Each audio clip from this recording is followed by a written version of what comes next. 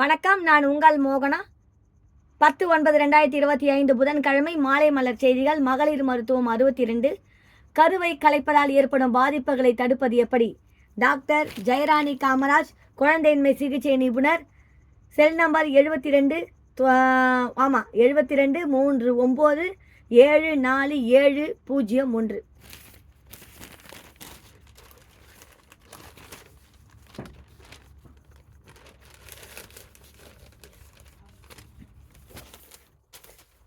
இன்றைய காலகட்டத்தில் திருமணத்துக்கு முன்பே கழுத்தரித்தல் மற்றும் கருக்கலைப்பு அதிகரித்து வருகிறது. இந்த பிரச்சனைகள் பெண்களின் வாழ்க்கையில், குறிப்பாக இளம் பெண்களின் வாழ்க்கையில் மிகப்பெரிய பாதிப்புகளை ஏற்படுத்துகிறது. திருமணத்துக்கு முன்பு கர்ப்பம் தரித்தாலும் அதை செய்கிற கருக்கலைப்பு முறைகளும் இளம் வயது பெண்களின் இறப்பு அவர்களின் உடல் மற்றும் மன ஆரோக்கிய பாதிப்பில் பெரிய அளவில் தாக்கத்தை ஏற்படுத்துகிறது. எனவே கருக்கலைப்பை எப்படி பாதுகாக்க செய்வது? கருக்கலைப்பை செய்தாலும் என்னென்ன பிரச்சனைகள் ஏற்படுகிறது? இந்த பிரச்சனைக்கு முழுமையாக தீர்வு காண்பது எப்படி என்பது பற்றி இந்த வாரம் பார்க்கலாம். கருக்கலைப்பு செய்வதற்கு முன்பு பெண்கள் கவனிக்க வேண்டிய விஷயங்கள். பெண்களுக்கு கருக்கலைப்பை பாதுகாப்பாக செய்வதற்கு அதற்கான தகுதி பெற்ற மருத்துவர் இருக்க வேண்டும். கருக்கலைப்பு செய்வதற்கு தகுதி பெற்ற அனைத்து வசதிகளுடன் கூடிய மருத்துவமனையாக இருக்க வேண்டும். அதற்கான உரிமம் பெற்றிருக்க வேண்டும். அந்த மருத்துவமனையில் கருக்கலைப்பு செய்ய உள்ள பெண்ணின் உடல்நலனை காப்பதற்கான வழிமுறைகள் சரியாக இருக்க வேண்டும். கருக்கலைப்பு செய்ய உள்ள பெண்ணின் கருவானது 12 வாரத்துக்கு கீழ் உள்ளதாக இருக்க வேண்டும். கருக்கலைப்பு செய்யலாம் என்று ஒரு மருத்துவர் உறுதி செய்தால் அந்த கருவை கலைக்க முடியும். கருக்கலைப்பு செய்வதற்கு முன்பு மருத்துவரிடம் ஒரு முறையான கவுன்சிலிங் பெற வேண்டும். கருக்கலைப்பு செய்யலாம் என்று அவரிடம் முறையாக ஒப்புதல் பெற வேண்டும். அதன் பிறகு தான் கருக்கலைப்பு செய்ய முடியும். இதுவே கருவில் உள்ள குழந்தைக்கு உடல் பாதிப்பு என்றால் அதற்கான ஒரு சரியான ஸ்கேன் பரிசோதனை அறிக்கை இருக்க வேண்டும். அதற்கு ஒரு முக்கிய முதுநிலை மருத்துவ சான்றிதழ் வழங்கி இருக்க வேண்டும். கருக்கலைப்பு செய்வதற்கு இதெல்லாம் சில வரைமுறைகள் ஆகும். கருக்கலைப்பு செய்வதற்கு முன்பு பெண்கள் இந்த விஷயங்களை கவனிக்க வேண்டும். இந்த வகையில் இவை எல்லா வகையாக சரியாக இருத்தல் கருக்கலைப்பு என்பது சாத்தியமானது. அதற்கு கணவனின் கையெழுத்து இருக்க வேண்டும் என்ற அவசியமில்லை. பெண்களின் முடிவே இதில் ஏற்றுக்கொள்ள முடியும். என்னிடம் ஆலோசனைக்கு வரும் பெண்கள் முதலில் சில சந்தேகங்களை கேட்பார்கள். டாக்டர், தான் திருமணத்துக்கு முன்பு கருத்தரித்தேன். டாக்டர் சொன்னாரா கல்யாணத்துக்கு முன்னாடி கருத்தறிங்கன்ட்டு? ஐயோ கடவுளே. என்னிடம் ஆலோசனைக்கு வரும் பெண்கள் முதலில் சில சந்தேகங்களை கேட்பார்கள். டாக்டர், நான் திருமணத்துக்கு முன்பே கருத்தரித்தேன். அதன் பிறகு பெரிய கார்ப்பரேட் ஆஸ்பத்திரியில் மிகவும் பாதுகாப்பான முறையில் நான் கருக்கலைப்பு செய்தேன். நல்ல மருத்துவமனையில் போய் தான் பார்த்தேன். தகுதியற்ற மருத்துவர்களிடம் போகவில்லை. எனக்கு வாய் ஸ்லிப் ஆகுதுங்க. எனக்கு இதெல்லாம் தெரியாது. வாயெல்லாம் எனக்கு ஸ்லிப்பாகி வருது. எனக்கு தப்பாக எடுத்துக்காதீங்க, தப்பாக படித்தேன்னா. ஏன்னா இது புதுசு, நான் படிக்கிறதுல. மிகவும் பாதுகாப்பான முறையில் தான் கருக்கலைப்பு செய்தேன். நல்ல மருத்துவமனையில் போய் தான் பார்த்தேன். தகுதியற்ற மருத்துவர்களிடம் போகவில்லை. அப்படிப்பட்ட நிலையில் கருக்கலைப்பு செய்துள்ள எனக்கு பின் விளைவுகள் வருமா என்பார்கள். இன்றைய பெண்கள் கேட்கிற முதல் கேள்வியே இப்படி தான் இருக்கும். என்னுடைய குழந்தை பிறக்கும் போது ஹாஸ்பிட்டலுக்கு போனாங்க. அதோடு இப்போ தாங்க படிக்கிறேன் நான். என் பையனுக்கு 18 வயசு ஆகுது. இது வரைக்கும் இந்த விஷயத்தை நான் பார்க்கலங்க. அப்புறம் பாருங்க, அவர்களுக்கு நான் சொல்லும் பதில் இதுதான். கருக்கலைப்பு செய்வதில் கண்டிப்பாக பிரச்சனைகள் வரலாம். இந்த பிரச்சனைகள் யாருக்கு வேண்டுமானாலும் வரலாம், எப்போது வேண்டுமானாலும் வரலாம். திருமணம் என்பது இதற்கு தடையே இல்லை. திருமணமாக இருந்தாலும் சரி, திருமணம் ஆகாமல் இருந்தாலும் சரி, எந்த காலகட்டத்திலும் கருக்கலைப்பு செய்யும் போது சில பிரச்சனைகள் அதிகமாகக்கூடிய வாய்ப்புகள் உண்டு. தகுதி பெற்ற மருத்துவர் கருக்கலைப்பு செய்தால் கூட பிரச்சனைகள் வருமா என்றால் வரலாம். என்னென்ன பிரச்சனைகள் வரலாம்? முதலில் உடல் ரீதியான பிரச்சனைகள் வரலாம். இரண்டாவதாக மன ரீதியான பிரச்சனைகள் வரலாம். மூன்றாவது அவர்களுக்கு தொழில் மற்றும் பொருளாதார ரீதியாக பிரச்சனைகள் ஏற்படலாம். நான்காவதாக சமுதாய ரீதியாக பிரச்சனைகள் வரலாம். எனவே ஒரு தேவையில்லாத கர்ப்பத்தை, திருமணத்துக்கு முன்பே உருவான கர்ப்பத்தை கருக்கலைப்பு செய்யும் போது பெண்கள் பல்வேறு பிரச்சனைகள் எதிர்நோக்குகிறார்கள்.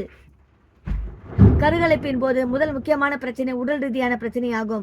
அவர்களுக்கு உடல் ரீதியான என்ன பிரச்சனை வரலாம் என்று பார்த்தால், கருக்கலைப்பு செய்யும் போது பல நேரங்களில் இரத்தப்போக்கு அதிகமாகலாம். கர்ப்பப்பையில் தொற்றுகள் மற்றும் பாதிப்புகள் ஏற்படலாம். கர்ப்பப்பையில் காயங்கள் ஏற்படலாம். அதனால் கர்ப்பம் தரிக்காத நிலை உருவாகலாம். கர்ப்பப்பையில் ஓட்டை விழுவதற்கான வாய்ப்புகளும் அதிகம். பல நேரங்களில் கர்ப்பப்பையில் தொற்றுகளும் ஏற்படலாம். அதனால் அந்த பெண்ணுக்கு கருஞ்சிதைவு ஏற்பட்டு பிற்காலத்தில் கருத்தரிக்க முடியாத நிலையில் வரலாம். தேர்ச்சி பெற்ற மருத்துவர் கருக்கலைப்பு செய்தாலும் கூட, அல்ட்ராசவுண்ட் வழிகாட்டுதல் செய்தலும் கூட சில நேரங்களில் கர்ப்பப்பை பழுது அடைவது, இரத்தப்போக்கு ஏற்படுவது என்பது போன்ற பிரச்சனைகளும் வரலாம். இரண்டாவது, மனரீதியான என்னென்ன பிரச்சனைகள் வரலாம் என்றால், இவர்களை பாதிக்கின்ற ஒரு முக்கியமான விஷயம் மன அழுத்தம். அதாவது கவலை, தேவையில்லாத மன கஷ்டம். அதாவது கவலை, தேவையில்லாத மன கஷ்டம். இதனால் குற்ற உணர்ச்சி ஆகியவை ஏற்படுகிறது. பல நேரங்களில் கருக்கலைப்பு செய்யும் போது தாய்மைக்கான ஒரு விஷயத்தை ஏதோ ஒரு காரணத்துக்காக கலைத்தோ மன அழுத்தம் பெண்களை ஏற்படுகிற மன ரீதியான பிரச்சனைகள் ஆகும். மூன்றாவது, சமுதாய ரீதியாக பிரச்சனைகள் வருகிறது. திருமணத்துக்கு முன்பு கர்ப்பம் தரித்து கருக்கலைப்பு செய்வது என்பது சமுதாய ரீதியாக ஏற்றுக்கொள்ள முடியாத விஷயமாகும். அந்த வகையில் உறவினர்கள் மற்றும் நண்பர்கள் மத்தியில் அவர்களுடைய நிலை தாழ்ந்து விடுகிறது. இதனால் அவர்கள் சமூகத்தில் பழகுவதே குறைகிறது. சமூக ரீதியாக தேவையில்லாத செயல் செய்துவிட்டார் என்ற குற்ற உணர்ச்சியோடு அவர்களை பார்ப்பவர்களும் அதிகம். இந்த மாதிரியான பிரச்சனைகள் சமுதாய ரீதியாக ஏற்படுகிறது. நான்காவது, இது போன்ற பிரச்சனைகளால் அந்த பெண்கள் பொருளாதார ரீதியாகவும் பாதிக்கப்படுகிறார்கள். இதனால் ஏற்படுகிற குழப்பங்களால் அவர்களுடைய வேலைத்திறன் குறைவாகிறது. பல நேரங்களில் வேலைக்கு செல்ல முடியாத நிலை ஏற்படுகிறது. தேவையில்லாத பண செலவு ஏற்படுகிறது. உடல்நிலை பாதிப்பினால் நீண்ட நாள் பிரச்சனைகள் நிறைய வரலாம். இவை தவிர பல நேரங்களில் இவர்களுக்கு பிற்காலத்தில் குழந்தையின்மை பாதிப்பும் ஏற்படலாம். குழந்தையின்மையால் பாதிக்கப்பட்ட தம்பதியாக மாறும் நிலையும் வரலாம். ஒவ்வொரு பெண்ணும் தேவையில்லாத கர்ப்பம், தேவையில்லாத கருக்கலைப்பு, திருமணத்துக்கு முன் உருவாகும் கர்ப்பம் ஆகியவற்றை கண்டிப்பாக தடுக்க முடியும். ஏனென்றால் இதை தடுப்பதற்கு நிறைய முக்கியமான வழிமுறைகள் இருக்கிறது. இன்றைக்கு கருத்தடை முறை என்பது மிகவும் பொதுவாக இருக்கிறது. கருக்கலைப்பு செய்யும் பெண்களுக்கு சட்ட ரீதியாக பாதுகாப்பு இருந்தாலும் அந்த பெண்களின் உடல் மற்றும் மன ஆரோக்கியத்துக்கு இது பங்கு விளைவிக்கிறது.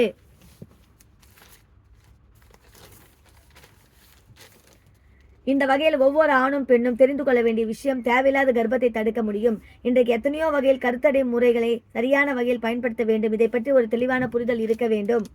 பெண்களுக்கு நாங்கள் சொல்கின்ற முக்கியமான விஷயம் என்னவென்றால், குழந்தை பெறு என்பது நமது நாட்டை பொறுத்த வரைக்கும் திருமணத்துக்கு பிறகு என்பதுதான். தற்காலத்தில் எத்தனையோ கருத்தடை முறைகள் இருக்கிறது. இவற்றினை தெளிவாக தெரிந்து கொண்டு உங்களுடைய பாலியல் உறவுகளை பாதுகாப்பாக வைத்துக் கொள்ளுங்கள்.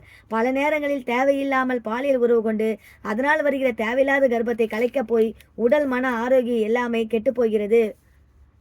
என்னுடைய சொந்த கருத்து நான் சொல்கிறேன் என்னென்னா, கல்யாணத்துக்கு பிறகு நடக்கிற ஒரு கர்ப்பம் தாங்க தனி. அந்த ஒரு இது கல்யாணத்துக்கு முன்னாடி இருக்கிறதெல்லாம் அது ஒரு அருவருப்பான விஷயங்கள். அதெல்லாம் நம்ம அதெல்லாம் செய்யக்கூடாது. பெண்கள் இதெல்லாம் பண்ணவே கூடாது.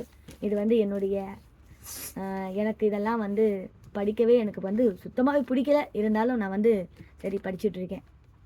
உடல் ரீதியான விஷயங்களில் தேவையில்லாமல் உங்களை இழந்து கருத்தரித்து அதனால் ஏற்படுகிற மன உளைச்சல், நீண்ட நாள் உடல் ரீதியான பாதிப்பு, பிற்காலத்தில் குழந்தையின்மை ஏற்பட்டு அதனால் உருவாகும் குற்ற உணர்வு, அதோடு உங்களுடைய துணையுடன் ஏற்படுகிற பிரச்சனைகள் ஆகிய அனைத்துமே உங்களால் கண்டிப்பாக தடுக்கக்கூடியது தான்.